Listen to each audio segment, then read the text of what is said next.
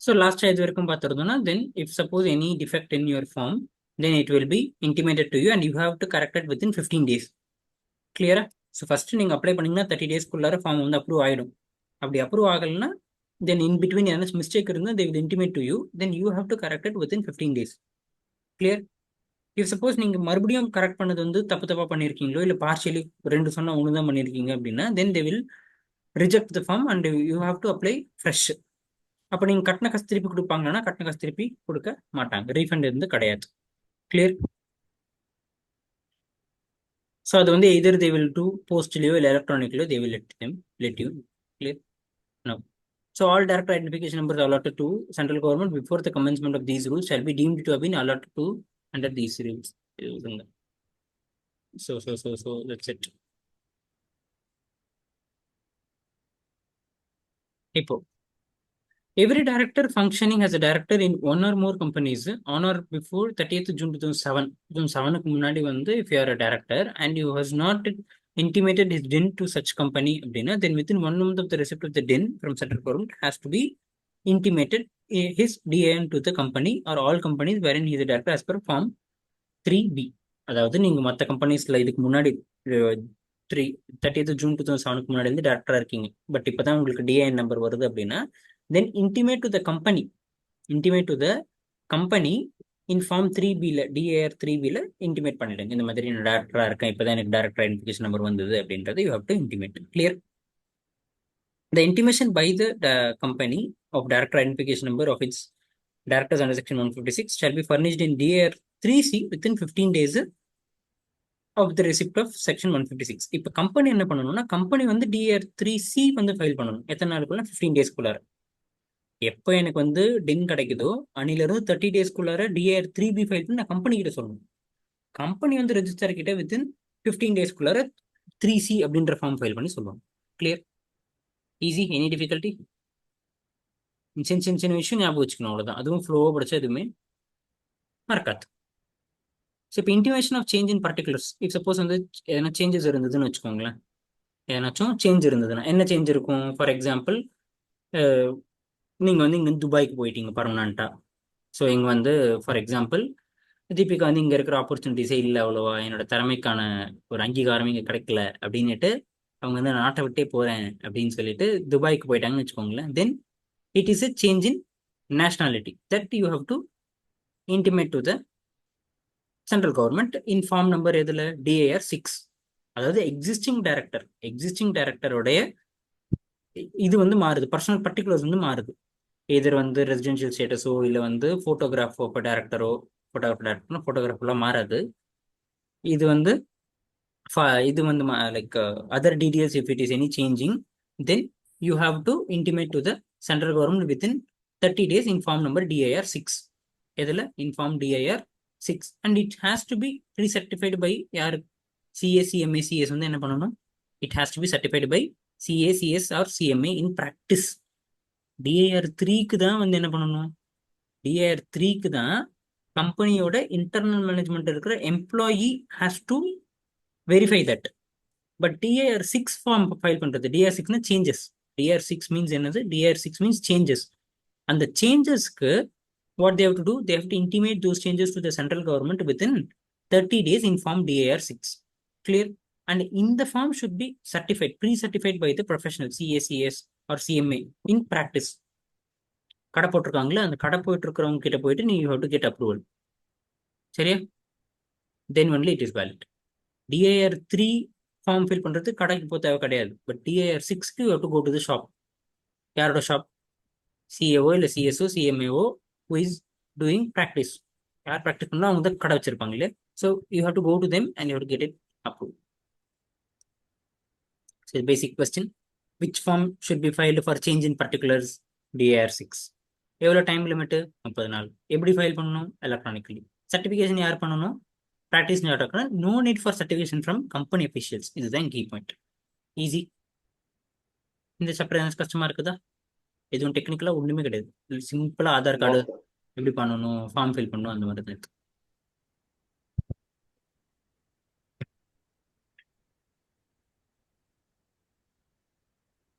Yes, sir.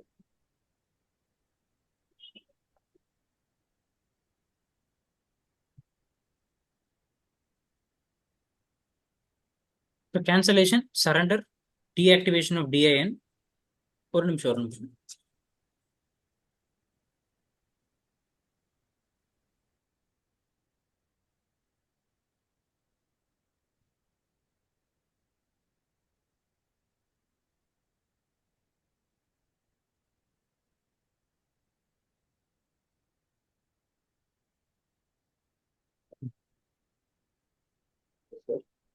So இப்போ வந்து cancellation or surrender, deactivation of DIN.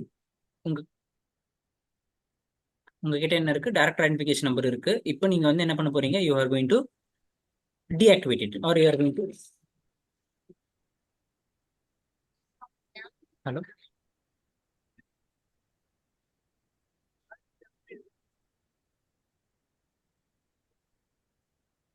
cancellation இல்ல surrender வந்து என்னன்னா, if the DN is found to be duplicate, okay, in respect of same person or both the DN shall be valid,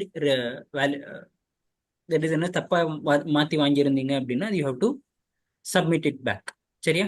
first discuss பண்ண. தென் if suppose டின் வந்து wrongfully fraudulent fraud பண்ணி வாங்கியிருந்தா you have to surrender it. இல்லைன்னா it will get cancelled or deactivated, whatever.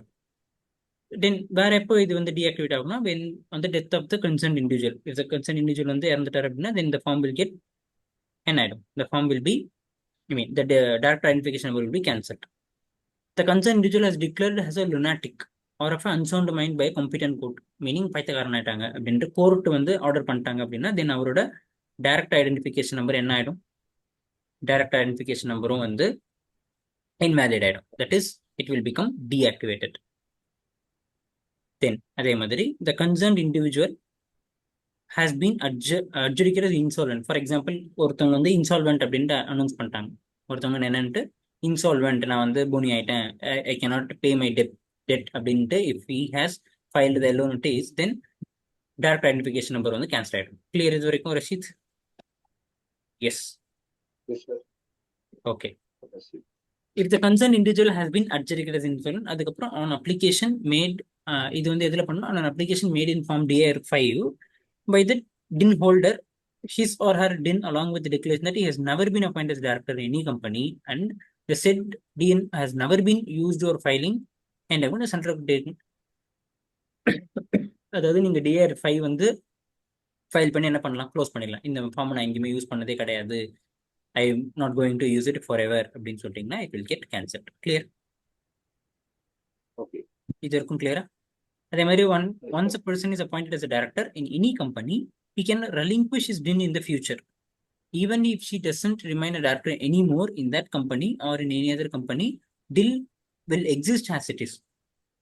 That is என்ன சொல்ல வராங்க அப்படின்னா, even though அந்த கம்பெனிலேருந்து டைரக்டரா போயிட்டீங்கன்னா கூட அந்த DIN வந்து அப்படியே இருக்கும், அது பாட்டுக்கும். அதை ரெலிங்க்விஷ்லாம் பண்ண முடியாது. Which means you cannot dear it, அது பாட்டுக்கு இருந்துட்டே இருக்கும். அந்த கம்பெனி வந்து நீங்க டைரக்டரா இல்லை, அவ்வளவுதான்.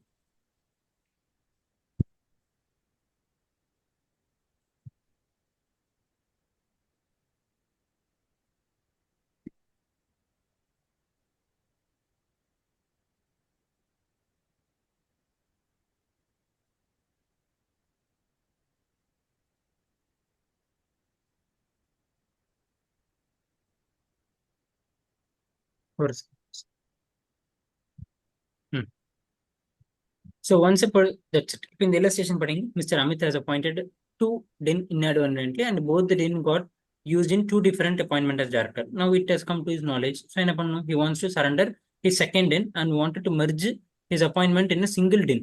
Can he do so? அப்படின்னா no, because only an unused DIN can be surrendered by using DIR5. என்ன சொல்ல வராங்க புரியுதா? இந்த பாயிண்ட், இந்த பாயிண்ட்டுக்கான எக்ஸாம்பிள். DIR3 எப்போ நீங்க ஃபைல் பண்ணணும்னா, இஃப் யூ ஹேவ் அன்யூஸ்டு டின், ரெண்டு டைரக்ட் ஐடென்டிஃபிகேஷன் நம்பர் வந்துருச்சு உங்களுக்கு, அதில் ஒன்று யூஸ் பண்ணிட்டீங்க, இன்னொன்று யூஸ் பண்ணாமல் இருந்தீங்கன்னா அதுதான் you can surrender by applying what? DIR5. சரியா? By applying what? By applying DIR5. Clear இது வரைக்கும்? இஃப் சப்போஸ் இந்த எக்ஸாம்பிள் என்னன்னா, ஹி ஹஸ் யூஸ்ட் போத் ரிலையன்ஸ்ல ஐசிஐசியில் ரெண்டுத்துல டாட்டா பாயிண்ட் ஆயிருக்காங்க. ரெண்டு டிஎன் வந்து டைரக்ட் ஐடென்டிஃபிகேஷன் நம்பர் வந்து இருக்கு. சரியா? இப்போ ரெண்டுத்தையும் யூஸ் பண்ணிட்டாரு. Then in this case he cannot surrender he cannot surrender used DIR. Clear? ரெண்டுத்தையும் யூஸ் பண்ணிட்டாருன்னா சரண்டர் பண்ண முடியாது. யூஸ் பண்ணாததான் டிஐஆர் 5 யூஸ் பண்ணி சரண்டர் பண்ண முடியும். அவ்வளவு கிளியர். இது வரைக்கும் புரிஞ்சா? தென் இஃப் சப்போஸ் ஆப்வியஸ்லி இப்போ இது வரைக்கும் வந்ததுக்கு அப்புறம் அடுத்து என்ன வரும்? Obviously penalty. இஃப் சப்போஸ் நான் கம்ப்ளைன்ஸ் என்ன இருந்துச்சுன்னா, டிஐஆர் 3 வந்து நீங்க நான் கம்ப்ளைண்ட் பண்ணல, கேஒய்சி பண்ணல அப்படின்னா, நியூ இயர் கஸ்டமர் பண்ணல, then what will be the consequences? So இது சென்ட்ரல் கவர்மெண்ட்டோ இல்லை regional director any officer what they will do அப்படின்னா, if an individual who has not intimated his particulars in form DIR3 KYC, KYC no your customer, சரியா? அது வந்து you have to update every year, அந்த மாதிரி you have to update. இல்ல எதனா changes ஆச்சுன்னா you have to update. Then they will deactivate, it will be deactivated. Then only after filing DIR3 KYC3 it will be again activate ஆகும். அதாவது KYC பண்ணணும். இப்போ for example ஒரு company இருக்குன்னு வச்சுக்கோங்களேன், every company has to do KYC every year. KYCனா know your customer. கம்பெனியோட டாக்குமெண்ட்ஸ்லாம் எடுத்துகிட்டு போயிட்டு you have to submit to the bank every year, சரியா? எவ்ரி இயர் என்ன பண்ணணும்னா உங்களோட கம்பெனியோட MOA, AOA, அதுக்கப்புறம் MCA வெப்சைட்டில் போனீங்கன்னு வச்சுக்கோங்களேன், MCA வெப்சைட்டில் உங்களோட டேரக்டர் யார் யாரெல்லாம் இருக்காங்கன்றது இட் வில் டிஸ்பிளே. அது எல்லாத்தையும் பிரிண்ட் அவுட் எடுத்து சைன் போட்டு அந்த ரெஸ்பெக்டிவ் டேரக்டர்ஸோடைய ஆதார் கார்டு, பேன் கார்டு அதையும் சைன் போட்டு you have to submit to the bank. Meaning bank வந்து என்ன பண்ணுறாங்க? KYC பண்ணுறாங்க. பேங்க் வந்து என்ன பண்ணுறாங்க? they are doing KYC, know your customer. இது வந்து வருஷத்துக்கு ஒரு தாக they will do. புரியுதா? அந்த மாதிரி டைரக்ட் ஐடென்டிஃபிகேஷன் DIR3 உங்ககிட்ட இருந்தாலும் you have to do KYC. அப்படி KYC பண்ணணும்னா உங்களோட டைரக்ட் ஐடென்டிஃபிகேஷன் நம்பர் டின்னை வந்து என்ன பண்ணுவாங்கன்னா டீஆக்டிவேட் பண்ணுவாங்க, சரியா? அதுக்கப்புறம் எப்போ அது ரீஆக்டிவேட் ஆகும்னா ஒன்ஸ் நீங்கள் அந்த KYC 3 அப்ளை பண்ணீங்கன்னா அது வந்து மறுபடியும் ஆக்டிவேட் ஆகும். கிளியர்? புரியுது? Then general provision regarding DIN already படிச்சது. ஸோ நிறைய ரிப்பீட்டேஷன் இருக்கு, நான் குயிக்காக சொல்கிறேன், புரியாத கேட்குறேன். ஃபர்ஸ்ட் வந்து prohibition to appoint more than 1 DIN. Clear? அப்படி ஆல்ரெடி இருந்ததுன்னா திருப்பி கொடுத்துருங்க, ரெப்பிடேஷன்.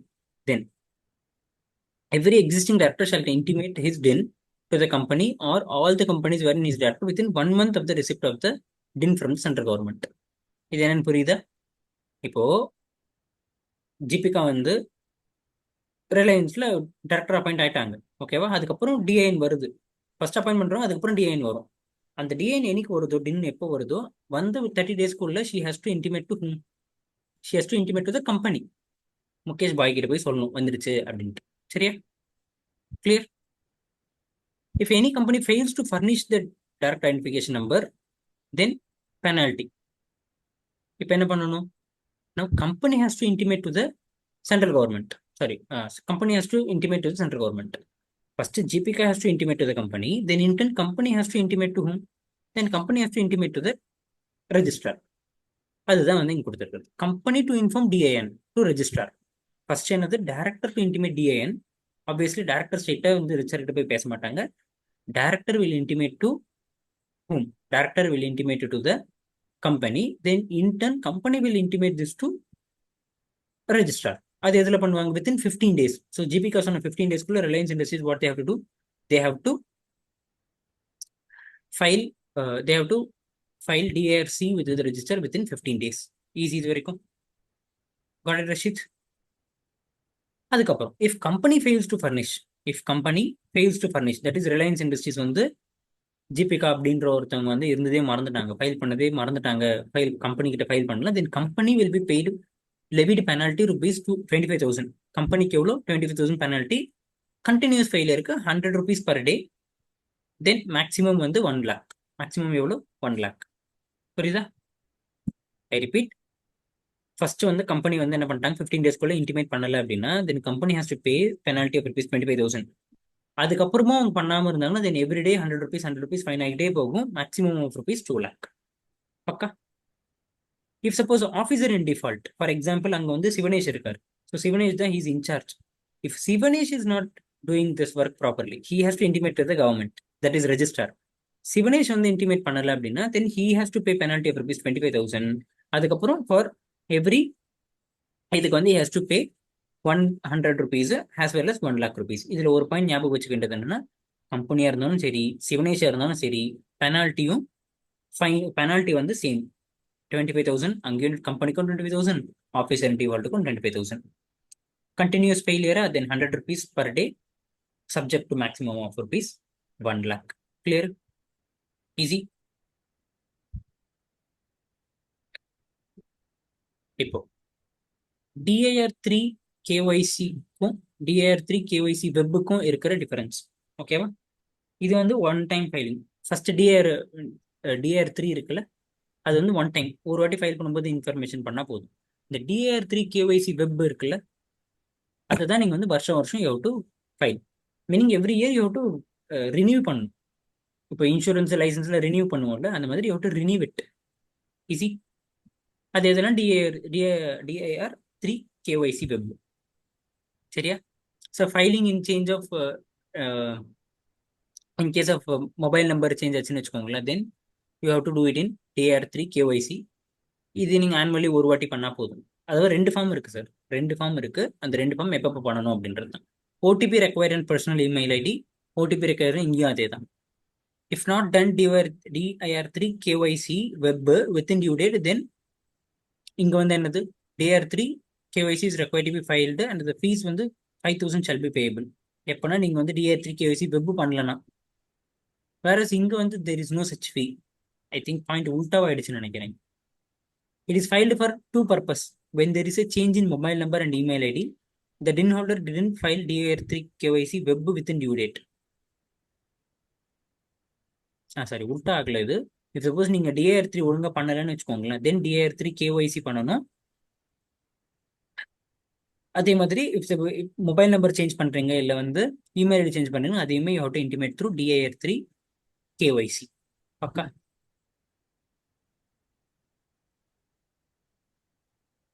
இப்போ இது வந்து சம்மரி. இப்போ இவ்வளவு நேரம் படிச்சோம்னா அதோட summary. should I repeat? DIR3 வந்து first time, sorry existing company.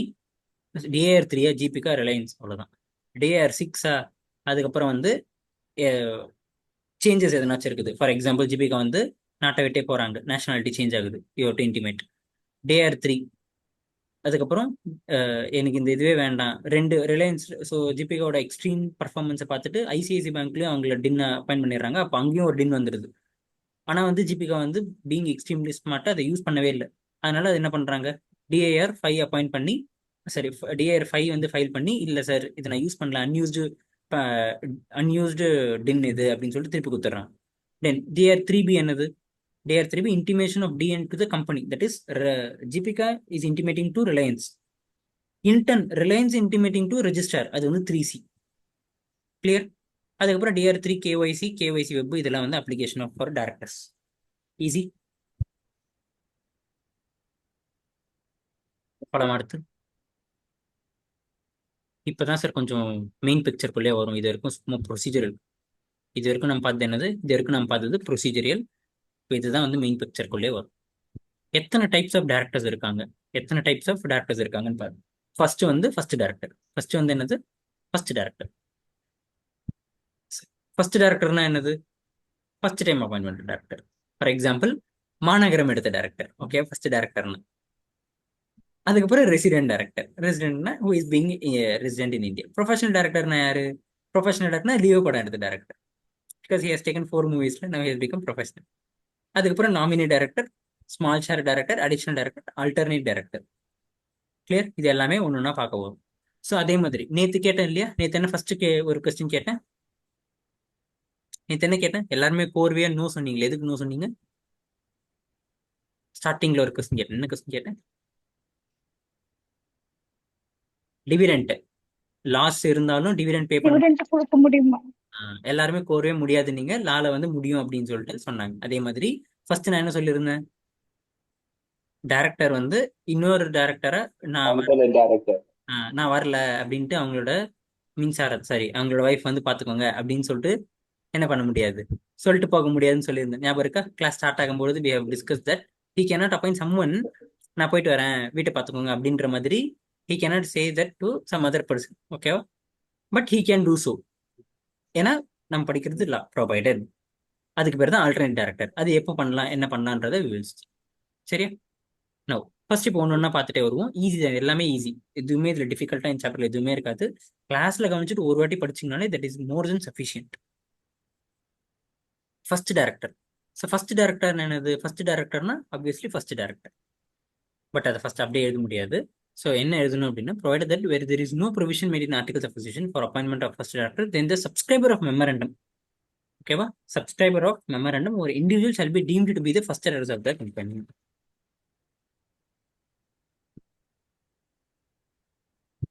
Of the company until the directors are duly appointed.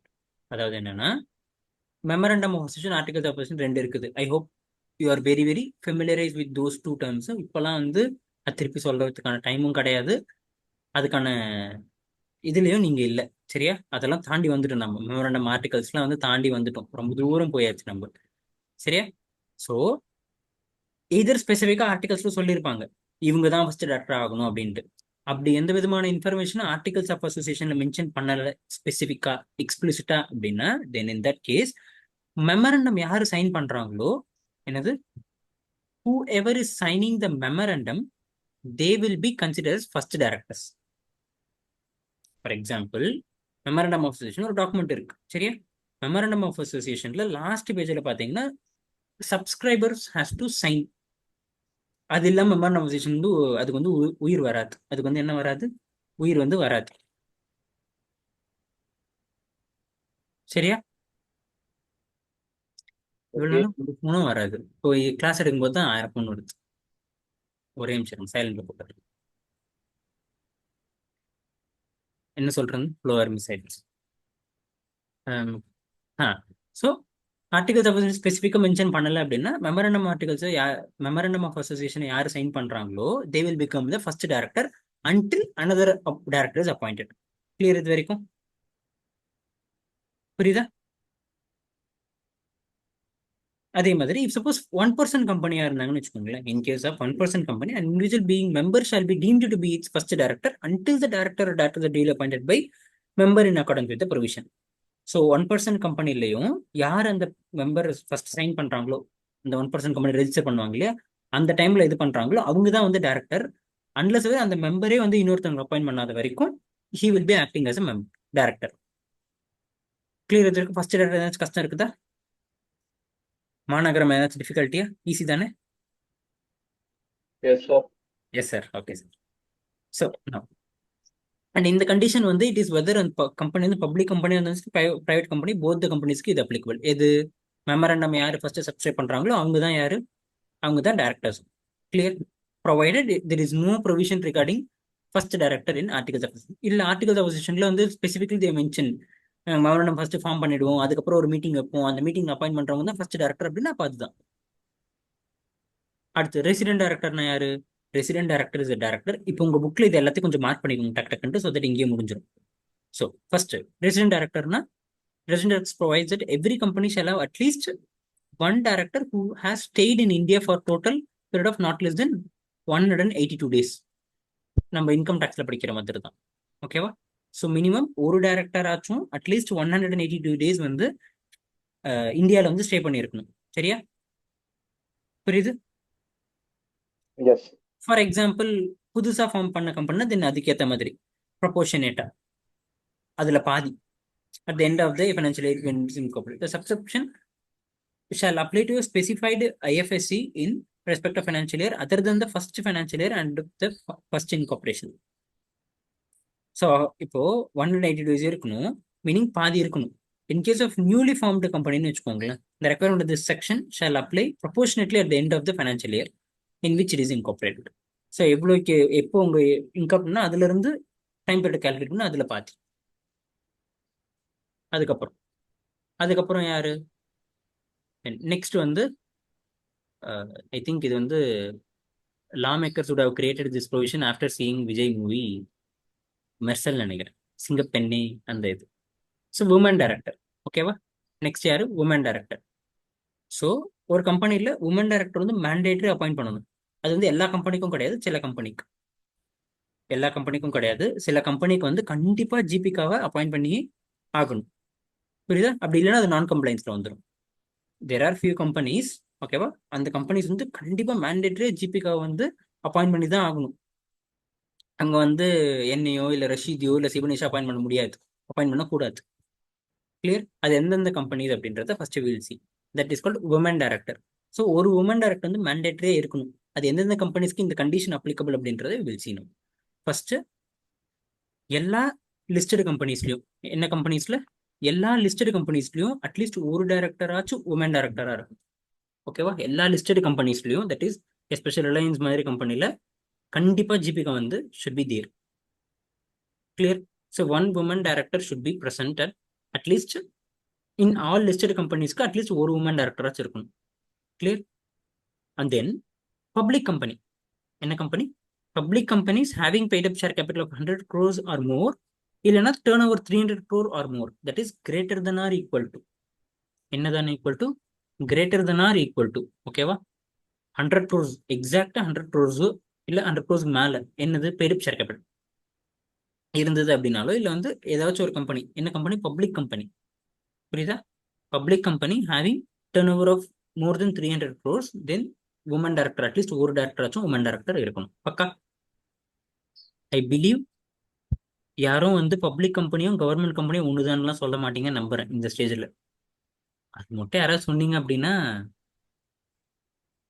சொல்றதுக்கு இல்ல, ரெக்கார்டிங் வேற ஆகுது. நான் அந்த கேள்வியே கேட்க கூடாதுன்னு தான் இருந்தேன், கண்டிப்பா தெரிஞ்சிருக்கும்ட்டு.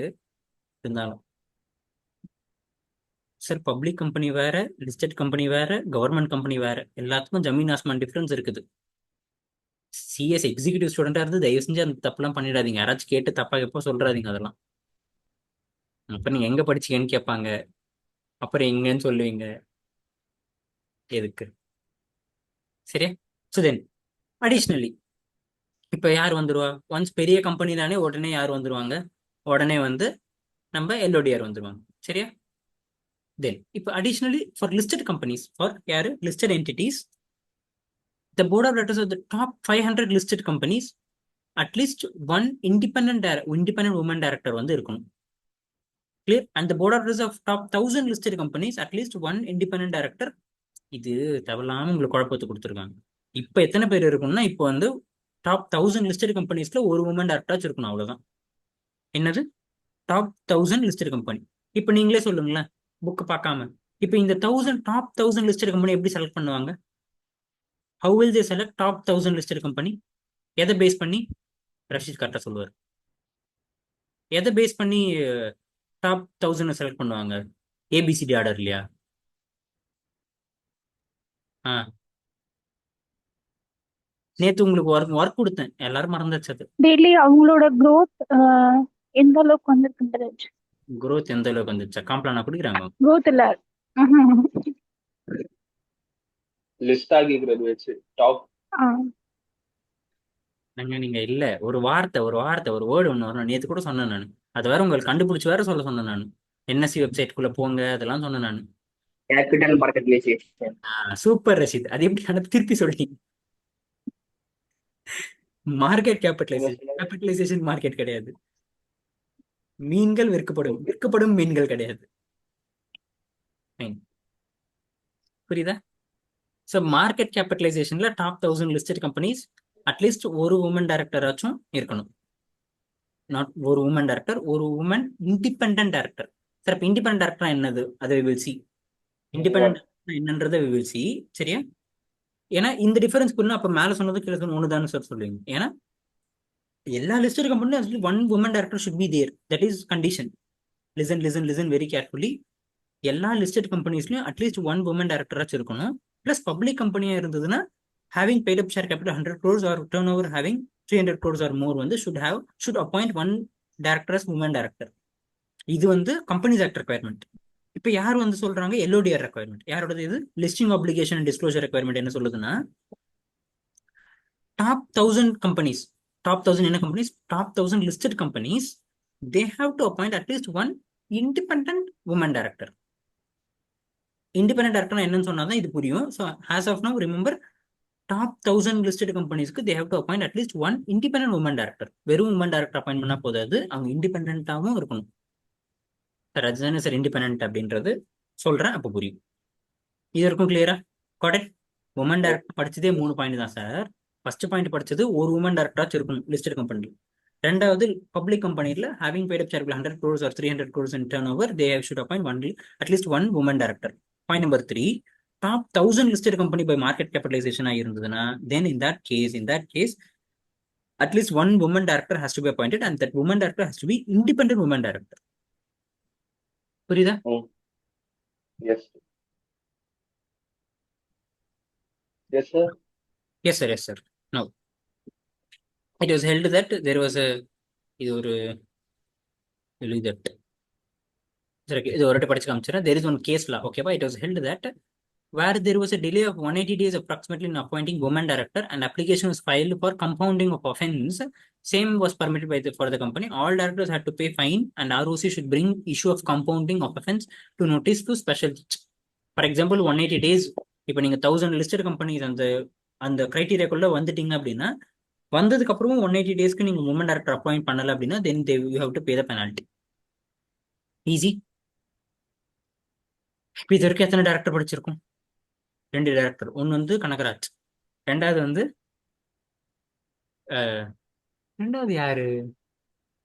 ஓகே, ரெண்டாவது வந்து செகண்ட் வந்து ரெசிடென்ட் டைரக்டர், தேர்ட் வந்து யாரு? Woman director. Clear? Woman director யாரு? இந்த விக்ரம் வேதா படத்தை டைரக்ட் பண்ணாங்க, பேர் என்னது?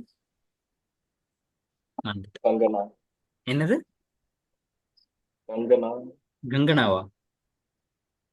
அப்படிதான் நினைக்கிறேன். சரி, ஓகே, யாரான இருந்தாரு போட்டோம். ஸோ அவங்க வந்தாங்க அப்படின்னா then in that case listed company mandatory அவங்க இருக்கணும். பப்ளிக் கம்பெனி 1300, டாப் 1000 லிஸ்டட் கம்பெனிஸ்ல கண்டிப்பாக அவங்க இண்டிபெண்டாகவும் இருக்கணும். அவ்வளோ. Now director elected by small shareholders. Small shareholders என்னது? சின்ன shareholders. லிலிபுட் தெரியும்? அதான் small shareholders, சின்னதா இருக்கும். So in that case, small shareholders means the shareholders shares of a nominal value of not more than 20,000 rupees or such a sum has been prescribed. That is, அதாவது என்னன்னா அந்த small shareholders group இருக்குதுல்ல, so அவங்க எல்லாம் elect பண்ணி ஒரு shareholders வந்து ஒரு டேரக்டரா அவங்க சார்பாக they will appoint. Clear? they will appoint one shareholder on their behalf. ஓகேவா? ஸோ இது எப்போ அப்ளிகபிள் ஆகும் அப்படின்னா, ஸ்மால் ஷேர் ஹோல்டர்ஸ் அப்படின்னா யாருன்னா, small shareholders means a shareholder holding shares of a nominal value of not more than 20,000 rupees. இப்போ Reliance இண்டஸ்ட்ரீஸ்ல நீங்க ஷேர் வச்சிருக்கீங்க ரஷீத், ஓகேவா? ஸோ அதோடைய ஃபேஸ் வேல்யூ நாமினல் வேல்யூ 20,000க்கு மேலே நீங்க வச்சிருன்னு வச்சுக்கோங்களேன், then you will be called as small shareholder. You will be called as what? You will be called as small shareholder. ஓகேவா? ஃபார் எக்ஸாம்பிள், உங்ககிட்ட 2000 ஷேர்ஸ் இருக்கு. உங்ககிட்ட எவ்வளவு ஷேர்ஸ் இருக்கு? 2000 ஷேர்ஸ் இருக்கு. அதோட ஃபேஸ் வேல்யூ, ஷேரோட ஃபேஸ் வேல்யூ 10 rupees. இப்போ உங்ககிட்ட எவ்வளவு ஷேர்ஸ் இருக்கு? 20,000 மதிப்புள்ள shares. called as small shareholder. Okay, you will be called as what? You will be called as small shareholder. இப்போ here nominal value of share is irrelevant. It does not matter how much is the paid up share capital or market value of shares. However, a small shareholder may be a holder of equity share or preference share or both. Now in the example பாருங்க, you will be able to understand. And example small shareholdersல இருந்து question கேட்க chances இருக்கு. சரியா? First, Mr. A holds 5,000 equity shares of rupees 10 each. 4 வந்து paid up. 4 வந்து paid up. Mr. A cannot be considered as small shareholders since the nominal value of the shares held by him is 50,000 exceeds 20,000. இப்போ இந்த பாயிண்ட்ல என்ன சொல்ல try பண்ணியிருக்காங்க அப்படின்றத நான் சொல்றேன், புரிஞ்சுக்கோங்க. இங்க நாமினல் வேல்யூ ஆஃப் ஷேர்ஸ் இருக்குதுல்ல, that is nominal value of shares தான் ரிலவெண்ட். நான் படிக்கும்போது ரிலவெண்ட் படிச்சேன். Here nominal value of shares தான் ரிலவெண்ட். அது பெய்டப்பா இல்லை மார்க்கெட் வேல்யூ அதெல்லாம் பார்க்க தேவையில்லை. மீனிங் நாமினல் வேல்யூ வந்து 10, சரியா? That is face value 10. அதை தான் நீங்க பார்க்கணும். அதுல 10ல வந்து எவ்வளோ பெய்டப், இல்லை வந்து இன்னைக்கு கரண்ட் மார்க்கெட் ப்ரைஸ்ல எவ்வளோ போகுது, that and all you no need to see. அதெல்லாம் பார்க்க தேவை கிடையாது. அதனால தான் it does not matter. Listen here, it doesn't matter how much is the paid up value or market value of shares. Market value இன்னைக்கு எவ்வளோக்கு மார்க்கெட்ல போகுது, இல்லை வந்து பெய்டப் வேல்யூ எவ்வளோ, 10 ரூபாயில எவ்வளோ பெய்டப், அதெல்லாம் பார்க்க தேவை. புரியுதா? இப்போ இதே கொஸ்டின் கேட்டாங்கன்னா easily will get confused. Question என்ன கொடுப்பாங்க? 5,000 equity shares of rupees 10 each, 4 paid up பண்றாங்க. அப்ப நீங்க என்ன பண்ணுவீங்க? 5 4 20. அப்ப 20,000 அப்ப you will be considered as small shareholder. No, that is wrong. That is wrong. புரியுதா? எதுதான் நீங்க கன்சிடர் பண்ணணும்? நாமினல் வேல்யூ தான் கன்சிடர் பண்ணணும். வெதர் இஸ் பெய்ட் அப்பா இல்ல வந்து மார்க்கெட் கேப்ல அதெல்லாம் பார்க்க தேவை கிடையாது. In this case, he has exceeded 20,000. அதனால he is not considered as small shareholder. Easy. ஏதாச்சும் டிஃபிகல்ட்டியா? இப்ப ஸ்மால் ஷேர் யாரு? சிவனேஷ் எங்க சாப்பிட்டுக்கிறீங்களா?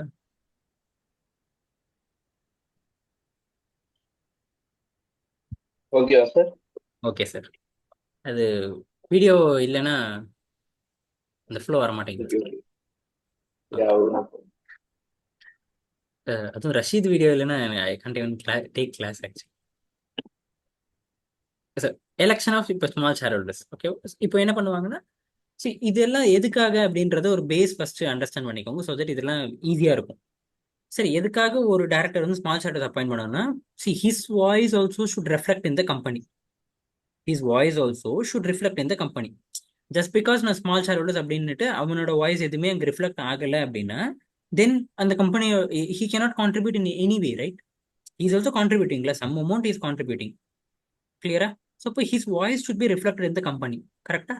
ஸோ அதனால எல்லா Yes. ஷேர் ஹோல்டர் அவனா போயிட்டு he cannot represent in the company. Because of that reason they have introduced a concept called small shareholder, meaning எல்லா small shareholders சேர்ந்து they will appoint one person as a director. அவங்களுக்குள்ளார ஒரு ஆளை வந்து உட்கார வைப்பாங்க.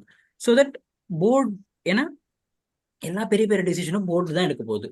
ஓகேவா? அப்போ போர்டில் என்ன நடக்குதுன்றது யாருக்கு தெரியாது? ஸ்மால் ஷேர்ஹோல்டருக்கு தெரியாது. அப்போ அதனால they will appoint அவங்களோட ஆளை ஒருத்தவங்களை உள்ள வைப்பாங்க. ஸோ தட் என்ன நடக்குதுன்றது வெளியே தெரியும். இதுதான் பேசிக். அதனால they have introduced this in the first director, sorry, not first director, this இந்த என்ன director இது small shareholder director. Small. சரி, உமன் டைரக்டர் எம்னா they want to empower the சிங்கப்பெண்ணே, அந்த இதை வந்து they have to provide lot of opportunities for them. So அதனால they want to give importance for woman. அதனால they have introduce the concept for woman director. Clear? Yes, sir. Just for your information, few years back, நான் சொல்றது ரொம்ப வருஷத்துக்கு முன்னாடி, there were 2 different tax rates. மெனுக்கு தனியாக உமனுக்கு தனியாலாம் இருந்திருக்கு. இப்போதான் அதெல்லாம் இல்லை. ஈக்குவலாலாம் இல்லையா? ஈக்குவலாம் இல்லை, தராசு மாதிரிலாம் இல்லை. மென்னுக்கு அதிகமா உமனுக்கு அந்த மாதிரியா? உமனுக்கு கம்மி, கம்மியா, உமனுக்கு கம்மி, மென்னுக்கு மென்க்கு அதிகம் உமன் ஆ கம்மி, மென்க்கு அதிகம் உமனுக்கு கம்மி ஓகே அப்படின்னு இருந்தது. இப்போ அது மாதிரி ஓகே இல்லை. ஓகே நான் சொல்றது many years back. I think okay everyone would have been kid at that time, you, me including. Okay sir. Okay, so with this, okay, மறுபடியும் again we will join in our meeting. என்னோட மீட்டிங்ல join பண்ணலாம். இது கொஞ்சம் கடுப்பா இருக்கா? Chapter கேட்கல, class கேட்கல, இந்த மீட்டிங் போயிட்டு போயிட்டு வர்றது இல்ல இல்ல சார். ஓகே தானே? இப்போ Yes, sir. ரஷித் பிரேக் கேட்பாரா? ரஷித் பிரேக் வேணுமா? சார் பிரேக் வேணுமா? எனக்கு 10 minutes பிரேக் எடுத்துக்கலாம். 4-5 ரெஸ்யூம் பண்ணலாம். Okay sir. ஓகே, ஓகே வேணான்னு சொன்னா ஓகே தான் எனக்கு. என்ன வேணாமா டக்குன்னு சொல்லுங்க, முடிப்போது. சரி, எடுத்துக்கலாம், ஓகே சார். பிரேக் எடுத்துக்கலாம். பிரேக் எடுத்துக்கலாம். குட் ரஷித். 4-5 லேட்டர்ஸ் ரெஸ்யூம், 12 நிமிஷம் break. Yes sir. Sharp 4-5 yes resume. Sir. Thank you sir. Okay sir.